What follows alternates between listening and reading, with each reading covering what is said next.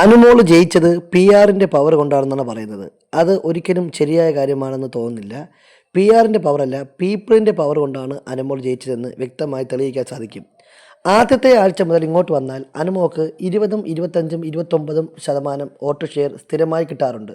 P R തുടങ്ങുന്നതിന് മുമ്പ് തന്നെ ആദ്യത്തെ ആഴ്ചയിൽ ഉൾപ്പെടെ അനുമോൾ മികച്ച രീതിയിൽ വോട്ട് ഷെയർ നേടി മുന്നേറുന്ന ഒരാളാണ്. അതിൻ്റെ അർത്ഥം അനുമോൾ ഓൾറെഡി പ്രേക്ഷകർക്ക് ഫെമിലിയർ ആയിട്ടുള്ള ആളാണ് എന്നുള്ളതാണ്.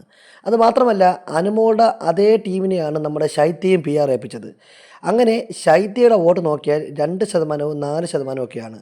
രണ്ടാമത്തെ ആഴ്ച പുറത്താവാതെ രക്ഷപ്പെട്ടത് വളരെ കഷ്ടിച്ചാണ് ശൈത്യ. അപ്പോൾ അതുകൊണ്ട് തന്നെ പി ആറിന് ഒരുപാട് കാര്യങ്ങൾ അവിടെ ചെയ്യാൻ പറ്റുമെന്ന് തോന്നുന്നില്ല. നമ്മൾ പുറത്ത് സ്ട്രോങ് ആയിട്ടുള്ള പി ആറിനെ ഏൽപ്പിച്ചിട്ട് പോയാലും അതിൻ്റെ അകത്ത് നമ്മൾ കോണ്ടൻറ്റ് കൊടുക്കുന്നില്ല എന്നുണ്ടെങ്കിൽ, അല്ലെങ്കിൽ അതിൻ്റെ അകത്ത് നമ്മൾ പ്രേക്ഷകരുമായിട്ട് കണക്ട് ചെയ്യുന്നില്ല എന്നുണ്ടെങ്കിൽ നമ്മൾ ഉറപ്പായും പുറത്താകുമെന്നതിന് ഏറ്റവും വലിയ ഉദാഹരണമാണ് ശൈത്യ.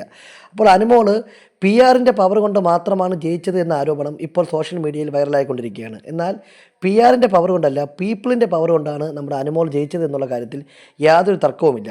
പി ആർ കൊടുത്തുകൊണ്ട് മാത്രം ഒരാളും ഒരിക്കലും ജയിക്കുമെന്നും കരുതുന്നില്ല. പുറത്ത് പ്രേക്ഷകരുടെ സപ്പോർട്ട് കിട്ടണമെന്നുണ്ടെങ്കിൽ അതിൻ്റെ അകത്ത് നമ്മുടെ അനുമോൾ അനുഭവിച്ച കാര്യങ്ങൾ പ്രേക്ഷകർ കണക്ട് ചെയ്യാൻ പറ്റണം. ഒരുപാട് പേര് കൂട്ടം കൂടി ഒരു കുട്ടിയെ ഒറ്റയ്ക്ക് ആക്രമിക്കുമ്പോൾ സ്വാഭാവികമായിട്ടും ആ കുട്ടിയോട് തോന്നുന്നൊരു സിമ്പതിയാണ് വോട്ടായിട്ട് മാറിയതെന്നും ആ വോട്ടാണ് അനുമോളെ വിജയത്തിലേക്ക് എത്തിച്ചതും എന്നാണ് ഞാൻ മനസ്സിലാക്കുന്നത്. എന്തായാലും അനുമോൾ വിജയിച്ചു കഴിഞ്ഞു. സീസൺ 7 അവസാനിച്ചു കഴിഞ്ഞു. ഇനി സോഷ്യൽ മീഡിയ വഴിയുള്ള സൈബർ ബുള്ളിയിങ്ങും ഹെയ്റ്റ് ക്യാമ്പയിനും അവസാനിപ്പിക്കുന്നതാണ് എല്ലാവർക്കും നല്ലത്.